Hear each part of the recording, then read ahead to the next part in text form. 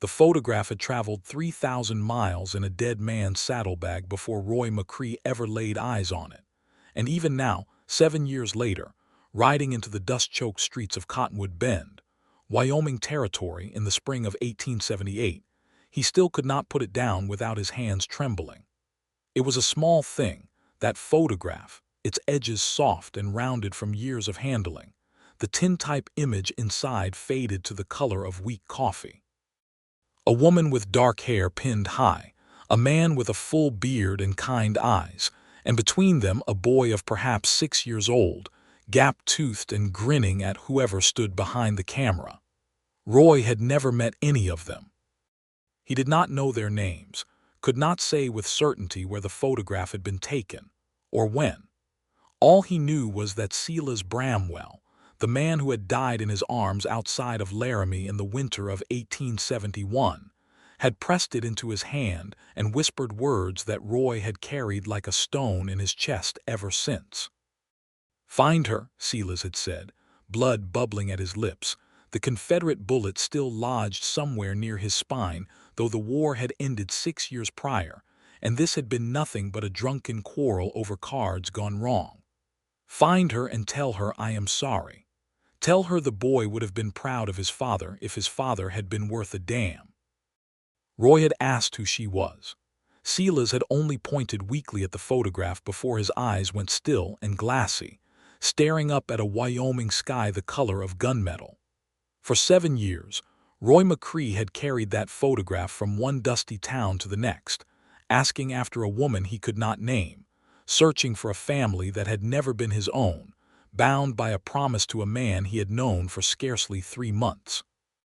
He had told himself many times that he ought to let it go, that Silas Bramwell had likely been a liar and a scoundrel who deserved no such devotion. And yet each time Roy tried to leave the photograph behind in some hotel room or line shack, he found himself circling back for it before he had ridden a mile. Now, at 31 years old, with a face weathered by sun and wind until he looked older than his years, and a reputation as a fair hand with cattle and a fairer hand with a colt when the occasion called for it, Roy McCree rode into Cottonwood Bend because a drover named Pete Aldrich had mentioned, almost in passing, that there was a woman in that town who ran the boarding house and who had come out west some years back looking for a husband who had abandoned her and never returned. It was not much. It was, in fact, the same kind of rumor Roy had chased a dozen times before, always to find some widow or spinster who bore no resemblance to the woman in the photograph, who had never heard the name Silas Bramwell, who looked at him with pity or suspicion or both. But something in the way Pete had said it, the particular details of a boy left behind, a husband who had ridden off to fight and never come home even after Appomattox, made Roy's stomach tighten in a way it had not in years. Cottonwood Bend was a modest town, perhaps 400 souls, built along a bend in the Laramie River where cottonwood trees grew thick and green in defiance of the dry plains beyond. The main street held a general store, a blacksmith, 2 saloons, a small church with a steeple that leaned slightly westward from some long-ago storm, and at the end of the street, a 2-story clapboard building with a hand-painted sign that read KEATING House, Board and Lodging. Roy dismounted slowly, his joints stiff from 3 days in the saddle, and tied his horse to the rail outside. He stood for a long moment looking up at the building, at its clean white paint gone slightly gray with dust, at the curtains in the windows that spoke of a woman's careful hand, and he felt the old familiar dread rise in his throat. How many times had he stood like this, photograph burning a hole in his coat pocket, about to ask a stranger to relive whatever grief had brought her to this place? He climbed the steps and knocked. The woman who opened the door was younger than he expected, perhaps 26 or 27, with dark hair that matched the woman in the photograph closely enough to make his breath catch, though her eyes were a clear hazel rather than the murky brown the tintype suggested. She wore a simple dress of gray calico, an apron dusted with flour, and she looked at him with the particular wariness of a woman accustomed to strangers arriving at her door with need or trouble in their eyes. "We have rooms," she said before he could speak, "if that is what you are after. 50 cents a night includes supper and breakfast." "That is not entirely why I have come, ma'am," Roy said, and he heard his own voice come out rougher than he intended, worn down by the long ride and the years of asking this same question in 100 different towns. "Though I would be glad of a room besides. I am looking for a woman. Her name might be Bramwell, though she may have gone by another name since." Something shifted behind the woman's eyes, a flicker there, and gone so quickly he might have imagined it, had he not spent 7 years learning to watch for exactly such flickers. "Bramwell," she repeated, and her hand tightened on the doorframe. "Why do you ask after that name?" "My name is Roy McCree," he said. "I knew a man once, some years back, who went by Silas Bramwell. He died in my arms outside Laramie in the winter of '71. Before he passed, he gave me a photograph and asked me to find the woman in it. I have been trying to keep that promise ever since." The woman's face had gone pale beneath its dusting of flour, and for a moment Roy thought she might close the door on him entirely, might tell him to be gone and never darken her doorstep again. Instead, she stepped back and said, in a voice gone thin and strange, "You had better come inside, Mr. McCree." The parlor of Keating House was modest but well kept, with a horsehair sofa and 2 rocking chairs arranged near a stone fireplace, and a shelf of books that suggested the woman was not without education. She gestured for him to sit, and when he had settled into one of the rocking chairs, she remained standing near the window, arms crossed over her chest as though bracing herself against a wind only she could feel. "My name is Delia Keating," she said. "I was married to a man named Silas Bramwell for 2 years, before the war took him away, and never gave him back. I had heard some years past that he had died somewhere in the territories, but no one could tell me how or where, and I had given up hoping to ever know the particulars." She paused, and her voice caught slightly. "You say he spoke of me before he died." "He did not speak your name," Roy admitted, and he drew the photograph from his coat pocket with hands that had gone unsteady. "But he gave me this and told me to find the woman in it and tell her he was sorry." He held it out to her. "Tell her the boy would have been proud of his father if his father had been worth a damn. Those were his words, ma'am. I have carried them a long while." Delia crossed the room and took the photograph from his hand, and Roy watched as her composure, which had held through his revelation of Silas's death, finally broke apart entirely. She sank into the other rocking chair, the tintype clutched to her chest, and wept in the particular silent way of a woman who has spent years teaching herself not to weep aloud. "That is my son," she said finally, when she had gathered herself enough to speak. "Thomas. He was 6 years old when that photograph was taken, the year before Silas rode off with the Union cavalry and never came home. Thomas is 13 now. He is out back chopping wood and does not remember his father's face at all, though he asks about him still from time to time, and I never knew what to tell him beyond the fact that he had died in the war, which I believed to be true, though I did not know the particulars." "He did not die in the war," Roy said quietly, and he felt the old guilt rise in him, the guilt he had carried for 7 years over how he must break this news. "He survived the war, ma'am. He came out west afterward, same as many men did, and he was living rough, drinking rough when I met him. He died in a card game gone bad, shot by a man he had cheated, and he did not die a hero, though I believe in his final moments he was thinking of you and the boy, and that is worth something, even if it is not everything a widow deserves to hear." Delia was quiet for a long time, staring down at the photograph in her lap, and Roy sat with the discomfort of having delivered news that could bring no comfort, only the closing of an old and painful chapter. 7 years he was alive," she said finally, "and never once thought to write or send word or come home to see his own son grow. 7 years I waited, not knowing whether I was a widow or an abandoned wife, and either way was told by this town that I ought to remarry, ought to move on, and I could not, because I did not know for certain what I was." "I am sorry to have brought you such news," Roy said. "I have thought many times of simply throwing that photograph in a river and being done with it, being done with the promise I made to a man who did not deserve such loyalty. But something would not let me. I suppose I hoped that whatever family was in that photograph deserved to know the truth, even an ugly truth, rather than live forever in uncertainty. You did right, Delia said, and she looked up at him then, her hazel eyes red-rimmed but steady. Whatever else Silas Bramwell was, he was not worth the years you have spent chasing his ghost on my behalf. I thank you for it, Mr. McCree, more than I know how to say, but I think you have carried his burden long enough. You may set it down now if you wish. Roy did not know what to say to that, and so he said nothing at all, only sat in the rocking chair as the afternoon light slanted golden through the window, and felt, for the first time in 7 years, something like the beginning of rest. The boy Thomas came in from chopping wood perhaps an hour later, 13 years old and lanky in the way of boys who have not yet grown into their limbs, with dark hair like his mother's, and a face that bore no particular resemblance to either parent that Roy could discern, though there was something in the set of his jaw that might have come from the bearded man in the photograph.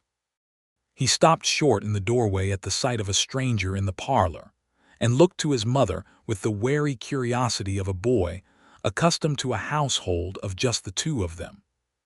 "Thomas," Delia said, and her voice had steadied itself into something calm and careful, the voice of a mother choosing her words with great deliberation.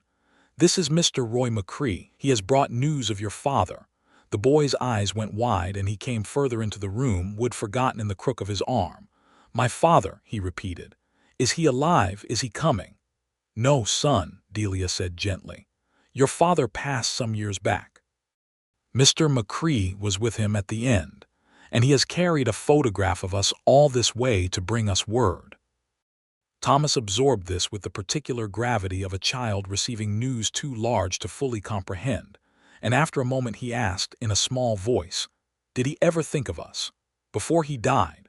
Roy looked at the boy, at the hope and hurt tangled together in his young face, and he thought of the lie that would comfort and the truth that would not, and found he could not choose the lie, not entirely, but neither could he deliver the full weight of the truth to a boy of 13. "He thought of you at the end," Roy said. "He asked me to find you and your mother, and to tell you he was sorry he had not been the father he ought to have been. That is worth something, I think. Not everything a boy deserves from a father, but something." Thomas nodded slowly, and though his eyes were wet, he did not weep, and Roy saw in that restraint something of the mother's strength already taking root in the boy. "Will you stay for supper, Mr. McCree?" Delia asked. "It is the least I can offer for the kindness you have shown in coming all this way." Roy stayed for supper, and then, because Delia insisted he was in no fit state to ride further that evening, he stayed the night in one of the boarding-house's small rooms, and in the morning he told himself he would ride on, his promise finally kept, his burden finally set down. But when morning came, he found himself lingering over breakfast, and then over the noon meal, and by the time evening fell again, he had somehow agreed to stay another few days, ostensibly to help with repairs to the boarding-house's sagging back porch, though both he and Delia Keating knew, without either saying so aloud, that the repairs were merely an excuse. The days that followed took on a rhythm that Roy had not known in years, perhaps had never known at all in his rootless life as a drover and sometime cowhand. He rose early and worked on the porch, replacing rotted boards with new lumber purchased from the general store, and Delia brought him coffee in the mornings and lemonade in the afternoons, and they talked, at first haltingly and then with increasing ease, about small things and then larger ones. "You have never married," Delia observed one afternoon, watching him drive a nail with 3 efficient strokes of the hammer. "A man your age, unattached. That is uncommon out here, where women are scarce and men take what wives they can find." "I never found reason to," Roy said. "I was raised in an orphanage in St. Louis, ma'am, never knew my own parents, and I suppose I never much believed I had anything worth offering a wife or children. A man without a family of his own does not always know how to build one for others." "That seems a poor reason," Delia said, "to deny yourself a life." "Perhaps," Roy allowed, "though I have spent 7 years chasing after another man's family, trying to mend what I could not build myself. Perhaps that says something about a man's needs, even if he does not always understand them himself." Delia was quiet at that, and when Roy glanced up from his work, he found her watching him with an expression he could not quite read, something between sympathy and a question not yet asked. "You gave up 7 years, Mr. McCree, chasing a dead man's promise. That is no small thing. Most men would have let it go long before now." "Most men did not hold Silas Bramwell as he died," Roy said. "There is something in a dying man's eyes, ma'am, that stays with you. I could not shake it. Though I confess, standing here now, I begin to wonder if the promise I was truly keeping was not to Silas at all, but to some notion of my own, some idea that a man without family might yet do some good in the world by mending another's." "You have done good," Delia said softly. "Whatever your reasons, you have done good, and I do not think you ought to diminish that by questioning your own motives too closely." Thomas, for his part, had taken an immediate liking to Roy, following him about during the porch repairs with the eager attentiveness of a boy starved for masculine company, asking endless questions about cattle drives and gunfights, and the wild country to the west that Roy had traveled through in his years of searching. Roy found himself answering patiently, even as he steered the boy away from the more violent particulars, mindful that Thomas had already lost enough innocence in learning the truth about his father's death. "Did you ever kill a man, Mr. McCree?" Thomas asked one evening, as they sat on the newly repaired porch steps watching the sun sink behind the cottonwoods. Roy considered the question carefully before answering. "I have," he said, "twice, in situations where it was that or be killed myself. It is not a thing to be proud of, son, whatever the dime novels might tell you. A man who takes pleasure in killing is not a man worth admiring, no matter how fast his draw. But you are not sorry you did it, when it was that or be killed." "No," Roy admitted. "I am not sorry to be alive. But I carry those moments with me all the same as I carried your father's photograph. Some things a man does not get to set down easy, even when he has good reason for having done them." Thomas nodded at this with the same gravity he had shown upon learning of his father's death, and Roy found himself thinking that the boy possessed a wisdom beyond his years, likely born of growing up fatherless in a hard country, forced to reckon with loss and uncertainty before he had properly finished being a child. It was perhaps 2 weeks into Roy's stay at Keating House that trouble arrived in Cottonwood Bend in the form of a man named Garrett Wexley, who owned the larger of the town's 2 saloons, and had, for some years, cast an acquisitive eye toward Delia Keating and her modest but respectable boarding-house business. Wexley was a man of perhaps 45, thick through the middle with the particular softness of a man who had made his fortune through other men's vices rather than honest labor, and he had asked Delia to marry him no fewer than 3 times in the past 2 years, each time meeting with a polite but firm refusal. Roy first encountered Wexley on a Sunday afternoon, when the saloon owner arrived at Keating House uninvited, dressed in his good suit with a bouquet of wildflowers that looked as though they had been picked with more enthusiasm than care. Roy was on the porch, having finished the repairs some days prior but finding excuse to remain nonetheless, engaged in cleaning his saddle tack, and he watched with a rising sense of unease as Wexley climbed the porch steps. "Mrs. Keating," Wexley called out, before Delia had even appeared at the door, "I have come again to press my suit, and I will not be dissuaded this time. A woman alone with a boy to raise has no business refusing a good offer of marriage, particularly not when that offer comes from a man of means and standing in this town." Delia appeared in the doorway, wiping her hands on her apron, and Roy noted the way her shoulders straightened, the way her chin lifted, gestures of a woman preparing for battle rather than courtship. "Mr. Wexley," she said, "I have told you 3 times now that I do not wish to remarry, and certainly not to you. I would ask that you respect my wishes and cease this repeated intrusion." "You are being foolish," Wexley said, his tone shifting from courtly to something harder, more entitled. "This boarding house of yours scrapes by on the charity of drovers and drifters passing through, and you know as well as I that one bad season could ruin you entirely. I offer you security, Mrs. Keating. A fine house, servants to do the work you now do with your own hands, a good school for your boy back east if you wished it. What is it you imagine you are protecting by refusing me?" "My own choice," Delia said, "which is more than you seem willing to allow me. Good day, Mr. Wexley." Wexley's gaze drifted then to where Roy sat on the porch steps, saddle tack forgotten in his hands, and something ugly flickered across the saloon owner's face. "And who is this?" Wexley said. "That lingers so long about your porch, Mrs. Keating. I had heard tales in town of a drifter staying at your boarding house these past weeks. I begin to understand now why my proposals meet with such firm refusal. Mr. McCree is a guest," Delia said, her voice tight with restrained anger, "and his presence here is no business of yours, Mr. Wexley." "Is that so?" Wexley's eyes narrowed as he looked Roy over, taking in the worn colt at his hip, the weathered hands, the steady gaze that did not waver under scrutiny. "A drifter and a widow.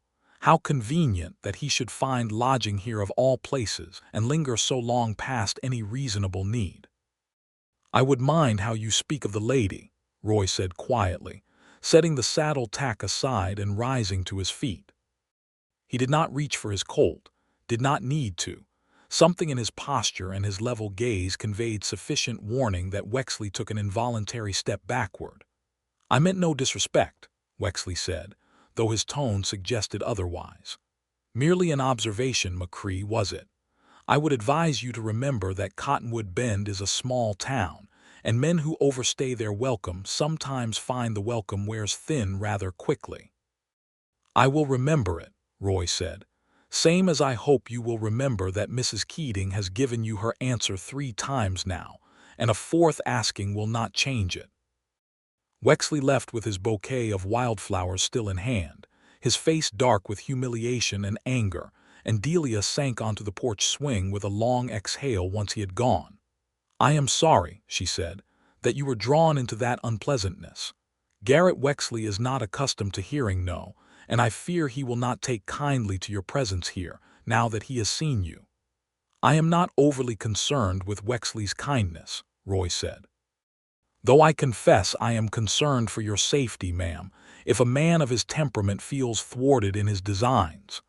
"He has never been violent," Delia said, though her voice carried some uncertainty. "Merely persistent and unpleasant in his persistence. I do not think he would resort to anything worse than unkind words and perhaps some difficulty in town business, given his standing." Roy was not entirely convinced by this assessment, but he said nothing further on the matter that day, though he found himself watching the road into town with greater vigilance thereafter, and sleeping with his colt within easy reach rather than locked away in his saddlebag, as had been his habit. It was some days later, on an evening when the spring air had turned unexpectedly warm, and Delia had suggested they take a walk along the river, once Thomas had gone to bed, that Roy finally found the courage to speak of feelings he had been turning over in his mind for weeks past.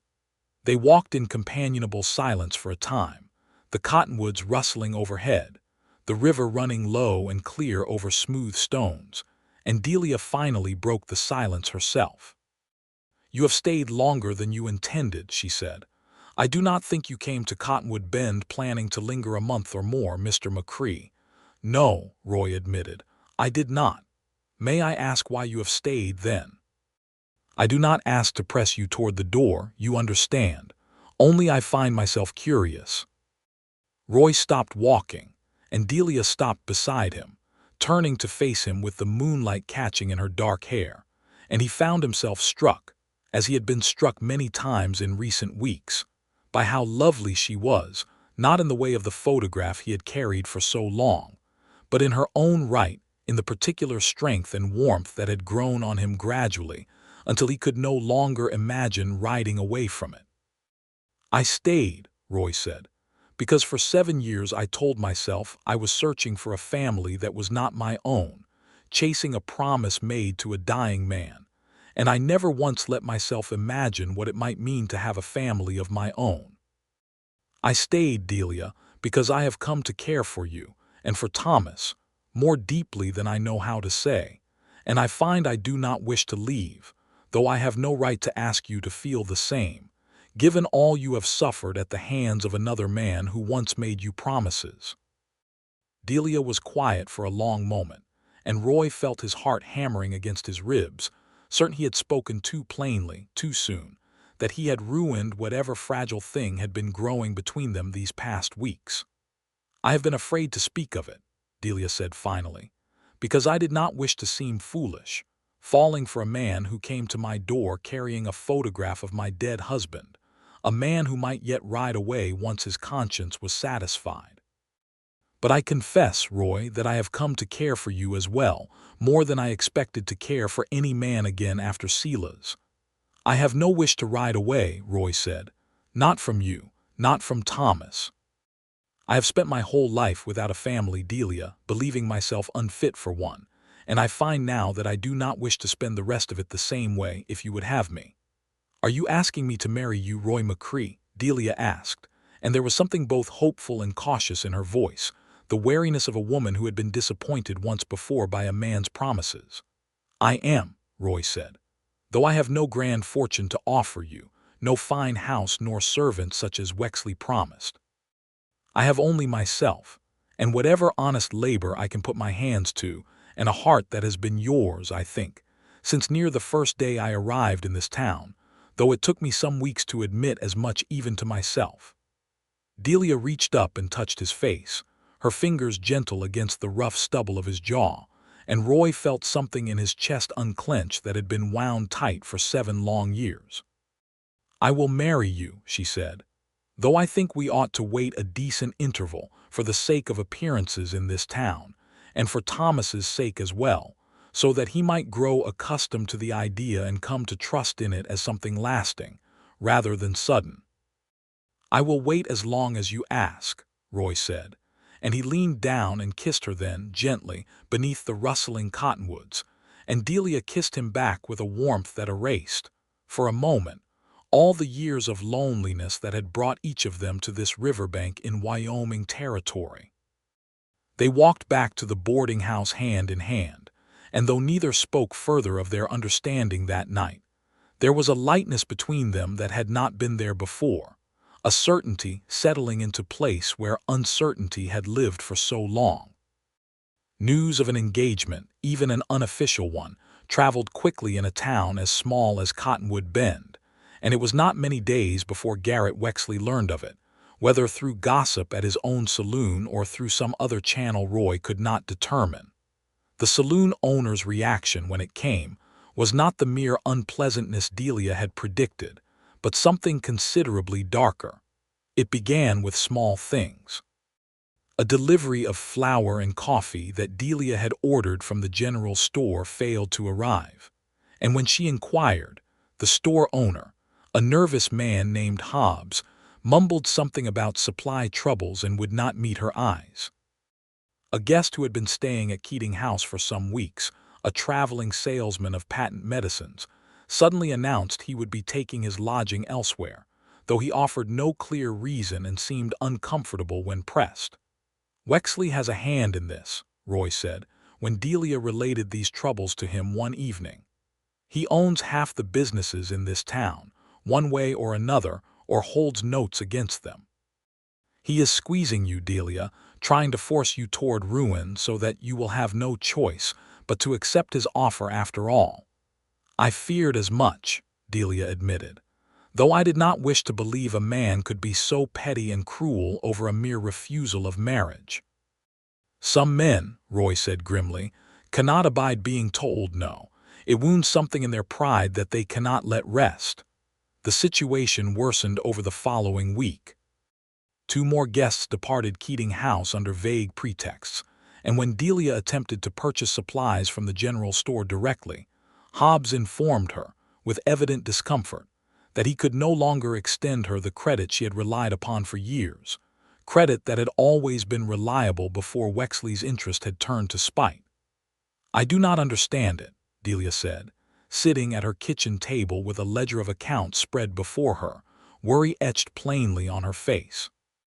"Keating House has always managed well enough, even in lean seasons, but if guests continue to depart and I cannot secure supplies on credit, I do not know how we shall manage through the summer." "We shall manage," Roy said, though he felt the weight of the problem as keenly as she did. "I have some savings put by, from my years of drover work, enough to see us through some months at least, and I do not intend to simply sit idle while Wexley attempts to starve you into submission." "What do you intend, then?" Delia asked, and there was worry in her voice, worry that Roy's intentions might involve the kind of confrontation that could end in violence. "I intend to speak with the man plainly," Roy said, "and if plain speaking does not suffice, I intend to speak with the town council and with the circuit judge when next he passes through, about a man who uses his business standing to punish a woman for refusing his advances. There are laws against such conduct, even in a rough territory such as this, if a man is willing to pursue them." "I do not wish for violence, Roy," Delia said. "Whatever else happens, I could not bear it if you came to harm on my account, or if Thomas were to witness such a thing." "I do not intend violence," Roy said, though privately he was less certain than he sounded, knowing men like Wexley sometimes could not be reasoned with through words alone. "But I will not stand idle either, while he attempts to ruin you through spite and petty tyranny." Roy went to the saloon the following afternoon, finding Wexley behind the long mahogany bar counting the day's receipts, a cigar clenched between his teeth.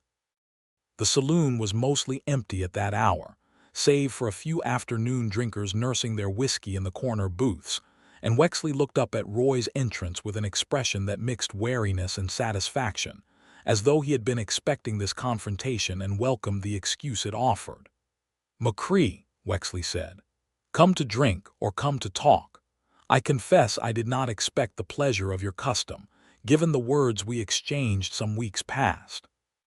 "I have come to talk," Roy said, approaching the bar but not sitting, keeping his stance loose but alert, "about the troubles that have befallen Keating House since news of my engagement to Mrs. Keating became known about town." "I know nothing of any troubles," Wexley said, though his smile suggested otherwise, a thin, satisfied curl of the lips that told Roy everything he needed to know about the man's involvement. "Perhaps the boarding house business is simply less profitable than the lady imagined. It happens, in a town as small as this. Fortunes rise and fall. Fortunes do not fall by coincidence when a man of your standing holds notes against half the merchants in town," Roy said. "I will ask you plainly, Wexley. Cease your interference in Mrs. Keating's affairs, or I will see to it that the circuit judge hears of your conduct when next he passes through Cottonwood Bend, and I will make certain every merchant in this town who has felt your pressure understands they need not fear coming forward, once they know they are not alone in their grievance." Wexley's smile faded, replaced by something colder. "You threaten me, McCree, in my own establishment. That is a bold thing for a drifter with no standing in this town to attempt." "I am not threatening," Roy said. "I am promising. There is a difference, and I think you know it. I have no wish for trouble between us, Wexley, but I will not allow you to punish Delia Keating for the simple crime of refusing your hand. She has that right, same as any free woman in this territory, and I will see it respected, one way or another." For a long moment, the two men stared at each other across the bar, the tension thick enough that the afternoon drinkers in the corner booths had fallen silent, watching with the particular attentiveness of men sensing they might witness something memorable. "Get out of my establishment," Wexley said finally, his voice tight with barely controlled anger. "And think carefully, McCree, before you make enemies in a town where you are merely a guest, while I have lived and built my fortune for near 15 years. "I have thought carefully," Roy said, "and I have decided that Cottonwood Bend will be my home now, same as it has long been yours, and I do not intend to be run off by a man who cannot accept a simple no." Roy left the saloon without further incident. though he could feel Wexley's furious gaze on his back the entire way to the door. And he knew, with the particular certainty of a man who had faced down trouble before, that this confrontation had not ended the matter but merely delayed its resolution to some later, less predictable moment. That later moment arrived some 4 days after Roy's confrontation with Wexley, on a night when a spring storm had rolled in from the mountains, thunder rumbling in the distance, and a cold rain beginning to fall as darkness settled over Cottonwood Bend. Roy had taken to sleeping with one ear alert to trouble ever since the confrontation at the saloon, and it was this vigilance that woke him near midnight to the sound of something moving in the stable behind Keating House, where his horse and Delia's 2-carriage horses were kept. He rose quickly, pulling on his boots and taking up his Colt, and made his way through the rain-slicked darkness toward the stable, where he could now see the flickering orange glow of what could only be fire. The stable was burning, flames already climbing the dry wood of the far wall, and Roy's first thought was of the horses, still inside, their frightened whinnying audible even over the crackle of flames and the drumming rain. He rushed inside, choking on smoke, and worked quickly to free the terrified animals from their stalls, slapping their flanks to drive them out through the open door into the rain-soaked yard beyond. By the time he had freed the last horse, Delia had appeared in the yard as well, roused by the commotion, Thomas close behind her in his nightshirt, both of them staring in horror at the burning stable. "Roy!" Delia cried, seeing him emerge from the smoke, and she ran to him, checking him over with frantic hands for injury even as he coughed and gasped for clean air. "I am well," he managed. "The horses are safe. The rain should keep the fire from spreading to the house, I think, if we can rouse enough hands to help contain it." They roused the neighbors, and a bucket brigade was quickly formed, passing water from the river to douse what remained of the burning stable, though the structure itself was a total loss by the time the flames were finally extinguished, reduced to a smoking, blackened ruin in the gray light of dawn. "This was no accident," Roy said to the town sheriff, a heavy-set man named Foster who arrived to investigate once the fire had been contained. "The stable has stood dry through worse storms than this one, and I smelled coal oil in the smoke, Sheriff, before the rain had fully doused the blaze." Sheriff Foster examined the ruins with evident reluctance, and Roy understood, watching the man's careful avoidance of any direct conclusion, that Foster was not eager to point fingers at a man of Wexley's standing in the town, whatever suspicions might exist. "I cannot say for certain what caused this fire, Mr. McCree," Foster said finally. "Storms bring lightning, and lightning can start fires in dry timber, whatever the rain that followed. I will note the matter in my report, but without clear evidence, I cannot pursue accusations against any particular party." "The evidence is plain enough for any man willing to see it," Roy said, frustration sharpening his voice. "This fire was set, Sheriff, by a man who has been trying to ruin Mrs. Keating's business for weeks now, ever since she refused his proposal of marriage." "That is a serious accusation, Mr. McCree, against a man of Mr. Wexley's standing," Foster said, his tone carrying clear warning. "I would advise caution in making such claims without proof, lest you find yourself facing accusations of slander or worse." Roy understood then that Foster was either unwilling or unable to pursue justice against Wexley through official channels, whether from cowardice or from some obligation to the saloon owner that Roy did not fully understand, and he felt a familiar frustration rise in him, the frustration of a man who had seen injustice go unpunished too many times in his years of wandering the territories, watching men of means escape consequence for their cruelties while ordinary folk bore the cost. "I understand you, Sheriff," Roy said finally, though his tone made clear he did not accept the matter as settled. "I will pursue other avenues if the law will not serve justice here." That evening, with the stable reduced to ashes and Delia's savings depleted by the loss of the structure, and the horses' tack and feed that had burned within it, Roy sat with Delia at her kitchen table, both of them exhausted and smudged with soot, Thomas finally asleep upstairs after the trauma of the night. "I do not know how we shall rebuild," Delia said, her voice hollow with fatigue and worry. "The stable alone will cost more than I have put by, and with guests already departing and credit denied at the general store, I fear Wexley may finally achieve what he set out to accomplish." "He will not," Roy said, with more conviction than he entirely felt. "I have savings from my years of drover work, as I told you before, and it is more than sufficient to rebuild the stable and to see us through until your business recovers. But Delia, I think we must consider whether Cottonwood Bend is truly the place we wish to build our life together. If Wexley's influence runs so deep here that even the sheriff will not act against him." Delia was quiet for a long moment, staring at her hands folded on the table before her. "This has been my home for near 8 years now," she said finally. "I built this business from nothing, after Silas left for the war and never returned, working my hands raw to keep myself and Thomas fed and sheltered when other women told me I ought simply to remarry and let a husband handle such burdens. I do not wish to be driven from it by a man's petty cruelty, Roy. But neither do I wish to see you and Thomas suffer further on my account. I do not suggest we run," Roy said. "I suggest only that we consider our options carefully, and that we do not face this alone, if there is help to be found elsewhere. Perhaps the circuit judge, when he passes through, will prove more willing to act than the local sheriff. Or perhaps there are others in this town who have suffered under Wexley's influence and would be willing to stand with us, if given the courage of numbers."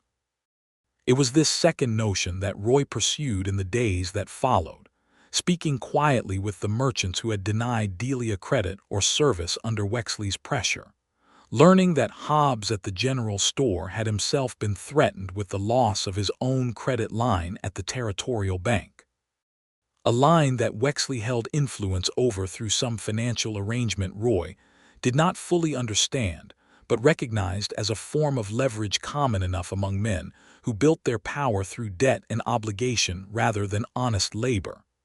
"I am sorry, Mr. McCree," Hobbs told him, when Roy pressed the matter privately in the back room of the general store. "I have a family to feed, same as any man, and I cannot afford to cross Wexley openly, whatever sympathy I hold for Mrs. Keating's situation.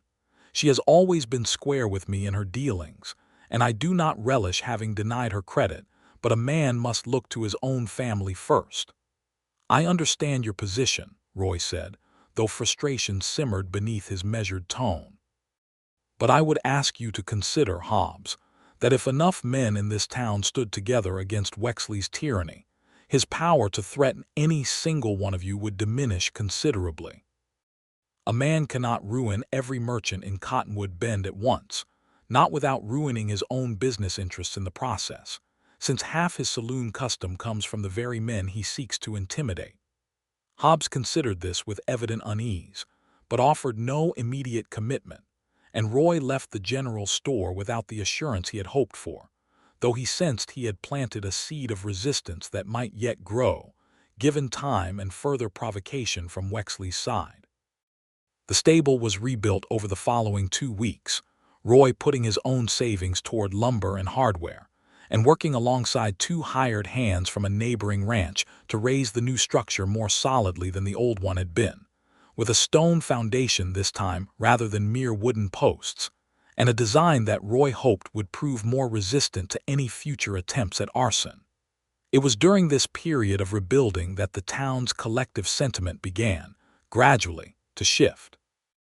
Word had spread of the fire, and though no one spoke openly of Wexley's involvement, the timing had not escaped notice among the townsfolk, and Roy began to sense a subtle change in how people regarded Delia and himself, a warming of sympathy that had not been present before, as neighbors who had kept their distance during the earlier troubles now found small ways to offer support, an extra sack of feed left anonymously at the new stable door, a neighbor's wife bringing over a pie with quiet words of encouragement.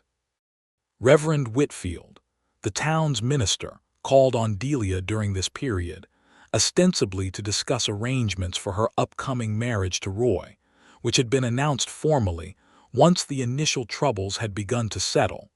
But the conversation turned inevitably to the matter of the fire and Wexley's suspected involvement.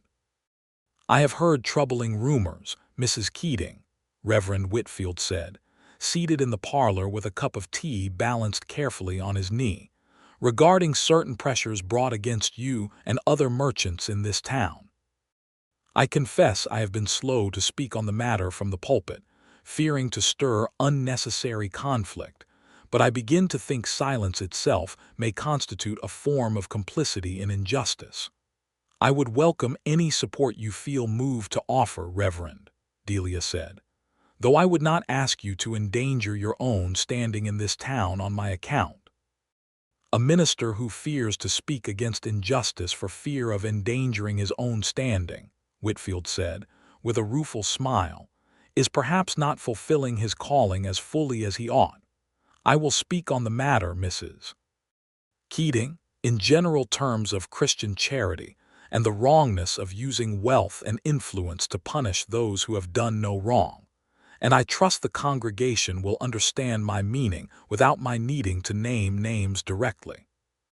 The Reverend was true to his word, and his sermon the following Sunday, though careful not to name Wexley explicitly, spoke plainly enough of the sin of using worldly power to oppress the vulnerable, and of the particular cruelty of punishing a widow for exercising her right to refuse an unwanted suitor, that few in the congregation could mistake his meaning.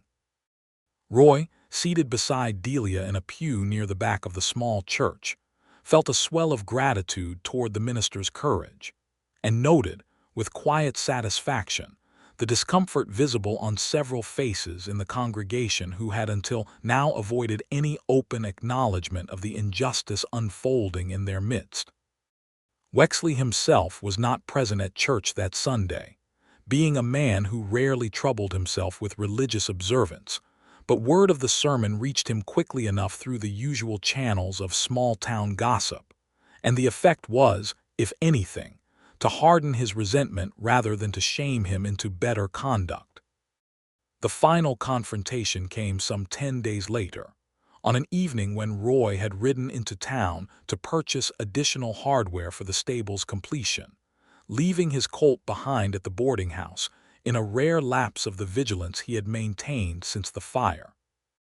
He was walking back from the hardware store, his purchases bundled under one arm, when Wexley emerged from the shadows of an alley between two buildings, flanked by two men Roy recognized as saloon regulars known more for their willingness to fight than for any particular skill at honest labor. "McCree," Wexley said, his voice slurred slightly with drink, though his eyes held a cold clarity that suggested the alcohol had done nothing to dull his malicious intent. "I have grown tired of your interference in my affairs. You have cost me standing in this town, cost me the respect I have spent 15 years building, all because you could not mind your own business and let a widow make her own poor choices."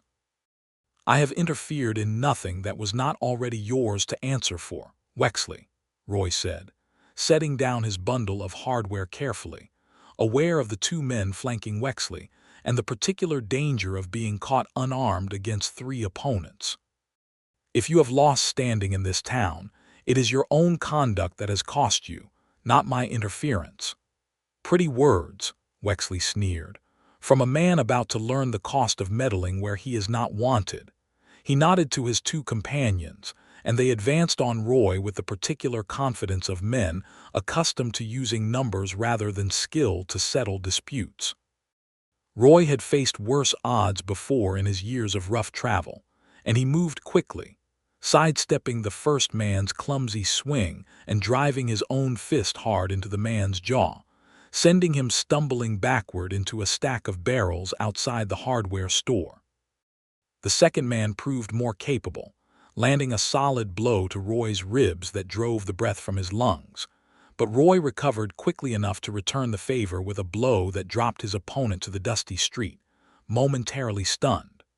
Wexley himself, rather than joining the fray directly, had drawn a small pistol from beneath his coat, and Roy froze at the sight of it, understanding suddenly that this confrontation had moved beyond mere fisticuffs into far more dangerous territory. "I did not wish for this to come to gunplay," Wexley said, though his hand trembled slightly as he leveled the pistol at Roy's chest. "But you have left me little choice, McCree. A man cannot allow his reputation to be destroyed by a drifter's meddling, whatever the cost of preventing it." It was at this moment that a voice rang out from further down the street, sharp with authority. "Wexley, put down that weapon before you make a mistake that will hang you." Sheriff Foster approached at a jog, his own pistol drawn, having apparently been alerted by the commotion of the earlier scuffle, and behind him came several townsfolk who had witnessed the confrontation from nearby windows and doorways, drawn by the sound of the fight. Wexley hesitated, his pistol still leveled at Roy, and for a long, tense moment Roy did not know whether the man's wounded pride would override his self-preservation, whether Wexley might yet pull the trigger despite the sheriff's presence and the witnesses now gathering to observe the outcome. "Wexley," Foster said again, his voice carrying clear warning now that he had drawn close enough to fully assess the situation, "I have looked the other way on your conduct longer than I ought to have, out of respect for your standing in this town. But I will not look away from attempted murder, committed in plain view of half the town's citizens. Put down that pistol, or I will be forced to use mine." Slowly, reluctantly, Wexley lowered his weapon, his face contorted with humiliation and thwarted rage, and Sheriff Foster moved to take the pistol from his hand, placing Wexley under arrest before the gathered crowd of witnesses. "This is not finished, McCree," Wexley snarled, as Foster led him away toward the town jail, his two companions, groggy but ambulatory, following under the watchful eyes of several townsfolk who had appointed themselves informal guards against any further trouble. "I believe it is finished, Wexley," Roy said quietly. "A man cannot draw a pistol on another in the middle of a public street, before witnesses, and expect to escape consequence, whatever standing he once held in this town." The circuit judge, when he arrived in Cottonwood Bend some 3 weeks later on his regular rounds through the territory, heard the full particulars of the case, including testimony from Hobbs and 2 other merchants, who had finally found the courage to speak openly of Wexley's financial coercion, once his public disgrace had diminished his power to intimidate them further. The judge, a stern but fair-minded man named Coleridge, found Wexley guilty of assault and attempted assault with a deadly weapon, sentencing him to 18 months in the territorial prison, and further ordering that Wexley's saloon and other business interests be liquidated to satisfy various debts and restitutions owed to the merchants he had coerced, including a substantial sum awarded to Delia in compensation for the destroyed stable and the business losses she had suffered. "I confess," Delia said to Roy, some days after the judge's ruling had been delivered, as they sat together on the porch of the rebuilt boarding house watching Thomas practice, roping a fence post with a coil of rope Roy had given him, "that I did not expect justice to come so fully, given how the sheriff had seemed reluctant to act against a man of Wexley's standing." "Justice sometimes requires patience," Roy said, "and the courage of ordinary folk willing to speak truth once they see that truth will be heard rather than punished. You have built something worth defending in this town, Delia, and I am glad the town has finally shown itself willing to defend it alongside you." Their wedding took place on a warm afternoon in early June, in the small church with its westward-leaning steeple, Reverend Whitfield presiding over vows exchanged before a congregation that had grown, in the months since the confrontation with Wexley, into something more like the community Delia had always hoped Cottonwood Bend might become. Thomas stood beside Roy as his witness, having asked shyly some weeks prior whether he might be permitted to do so, and Roy had agreed with a warmth that left no doubt of his sincere affection for the boy who would soon become, in every meaningful sense, his son. Delia wore a dress of pale blue calico, simple but lovingly made by her own hands over the preceding weeks, and as she walked down the short aisle of the church toward where Roy waited, he found himself thinking not of the photograph he had carried for 7 years, worn soft at its edges from years of handling, but of the woman herself, standing now before him in flesh and warmth and life, no longer merely an image captured in faded tintype but a living, breathing partner in whatever years lay ahead. "Do you, Roy McCree," Reverend Whitfield intoned, "take this woman, Delia Keating, to be your lawful wife, to love and cherish, in sickness and in health, for as long as you both shall live?" "I do," Roy said, and his voice carried a certainty that surprised even himself, a man who had spent so many years believing himself unfit for the very bonds he now embraced with his whole heart.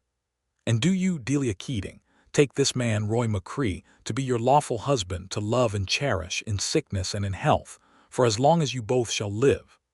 "I do," Delia said, and there were tears in her eyes, though her smile shone through them with a joy that transformed her entire countenance.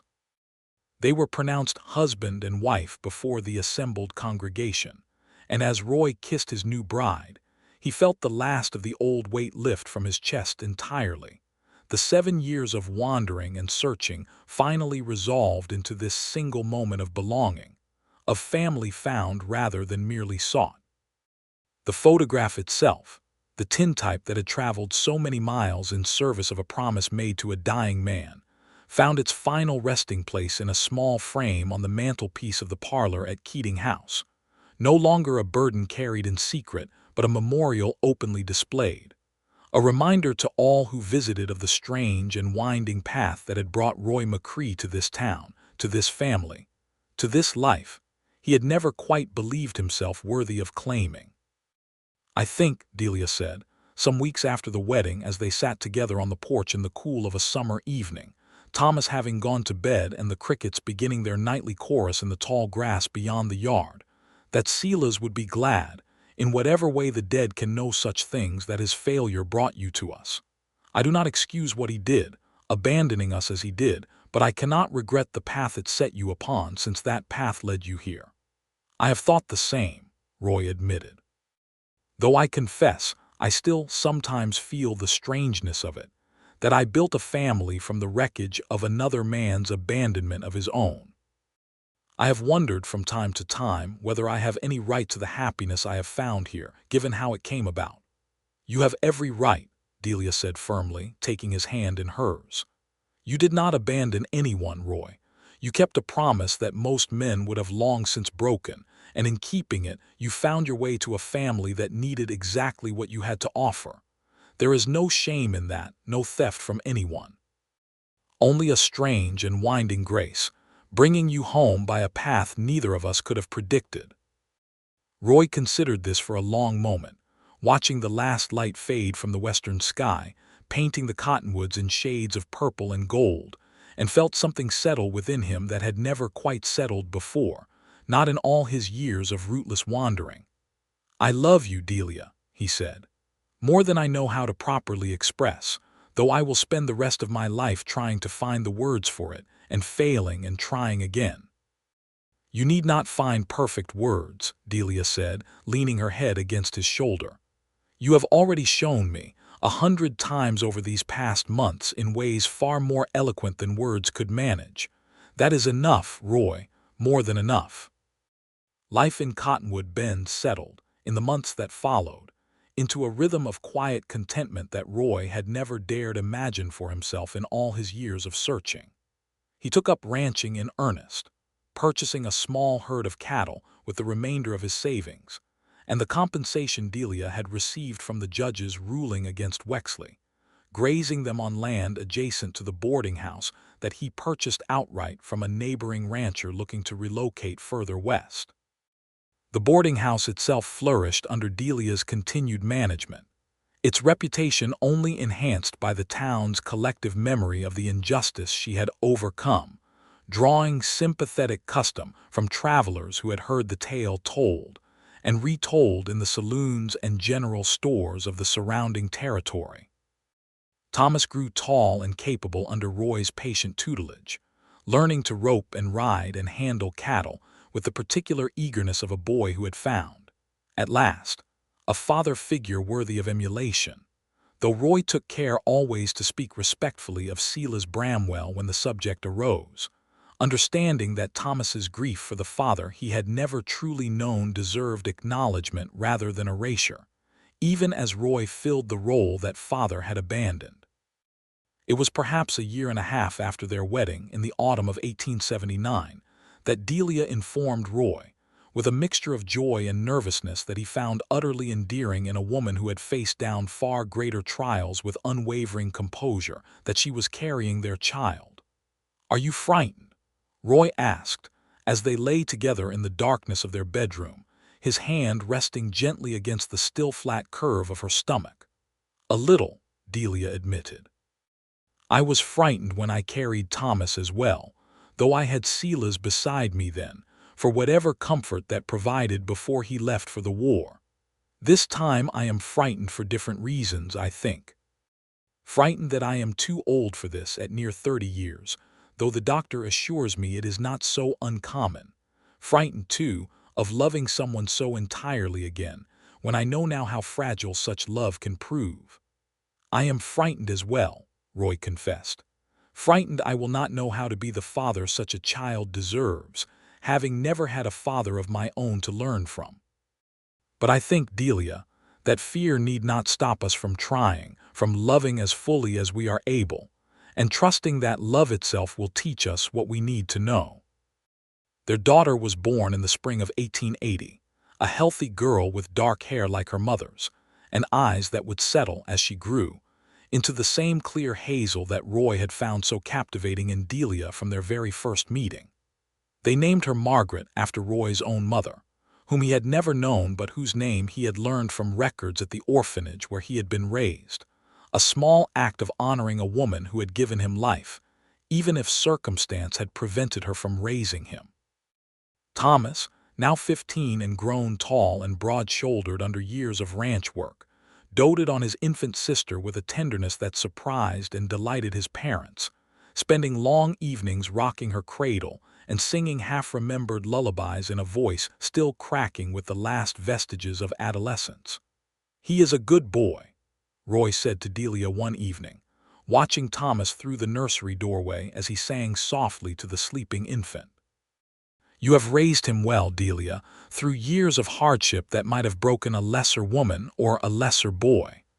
"We have raised him well," Delia corrected gently.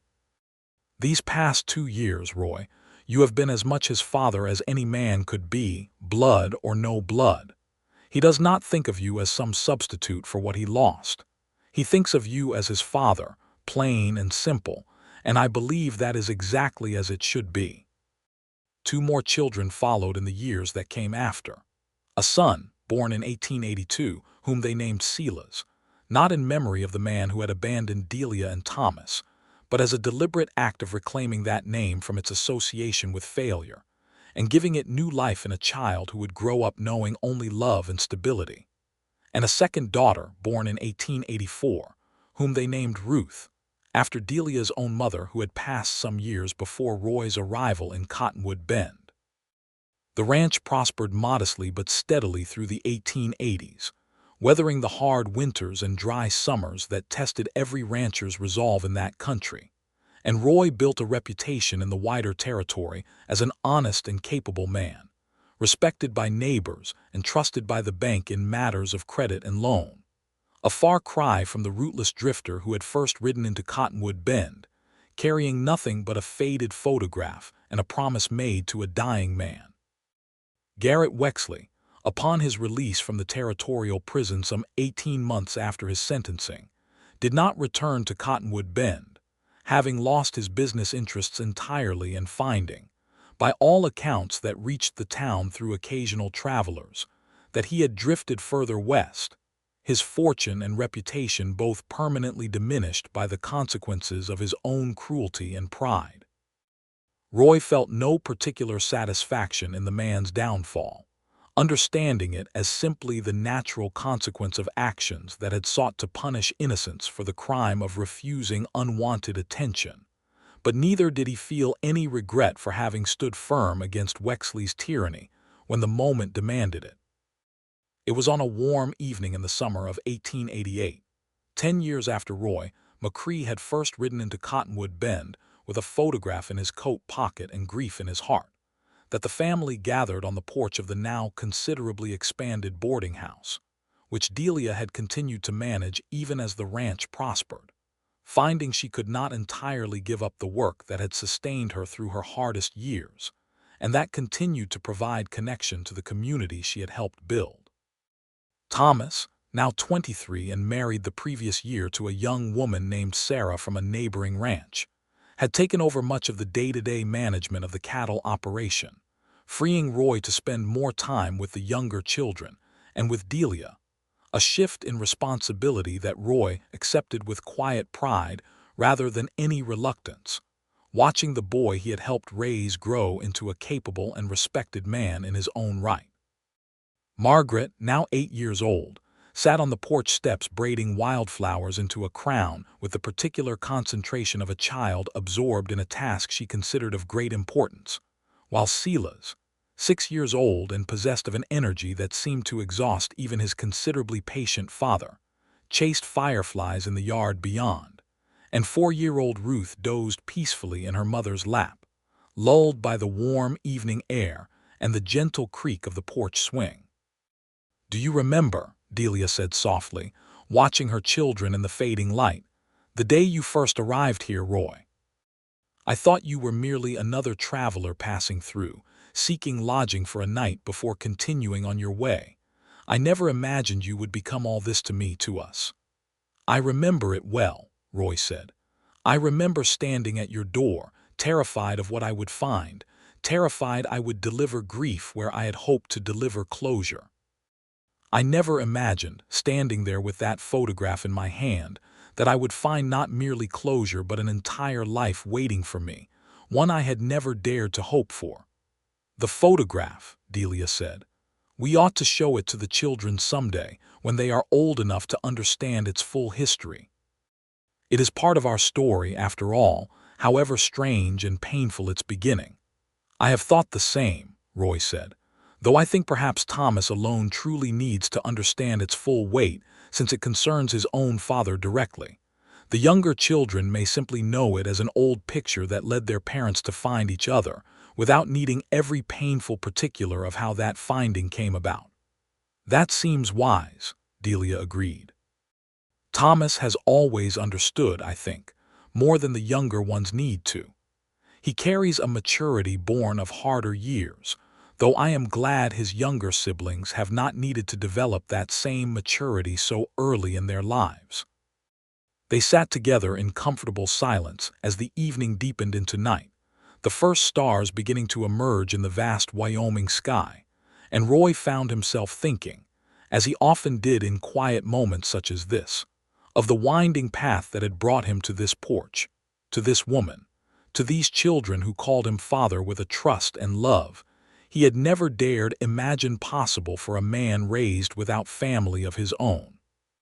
He thought of Silas Bramwell, dying in his arms outside Laramie all those years ago, and felt, for the first time in a decade of carrying that memory, something like genuine peace rather than mere obligation. He had kept his promise, had found the woman in the photograph and delivered the message entrusted to him, and in doing so had found not merely closure to another man's failed story, but the beginning of his own, a story that had grown far beyond anything either he or Silas could have imagined on that cold winter day, when a dying man's final request had set Roy McCree upon a 7-year journey toward a home he had never known he was seeking. "I love you," Roy said, turning to look at Delia in the gathering darkness, her face soft with contentment, their sleeping daughter cradled against her chest. "I love you too," Delia said, and she reached for his hand, threading her fingers through his with the easy familiarity of a decade's shared life. "More each year, I think, rather than less, which I did not always believe possible after everything that came before you." They remained on the porch until the stars had fully claimed the sky, The children eventually gathered and put to bed with the particular tender chaos of a household full of young life. And Roy McCree, who had once carried nothing but a faded photograph and a dying man's unfulfilled promise, fell asleep that night beside his wife with a peace in his heart that no amount of searching in his younger years had ever managed to provide, having found at last not merely the family in the photograph he had carried for so long, but a family entirely his own, built from love and courage, and the simple, stubborn choice to stay when every instinct of his rootless past had once told him to ride on. The photograph remained on the mantelpiece for the rest of their lives, a quiet testament to the strange grace that had brought them together. And when Thomas eventually had children of his own, and told them in later years the story of the father he had never truly known and the man who had come instead to fill that empty place in his heart, he always ended the telling the same way, with words that Roy himself had once spoken to Delia on a moonlit riverbank in the spring of 1878. Words that had proven, across all the years that followed, entirely and abundantly true. Some promises, once kept, lead a man not merely to closure, but to everything he never knew he was searching for all along.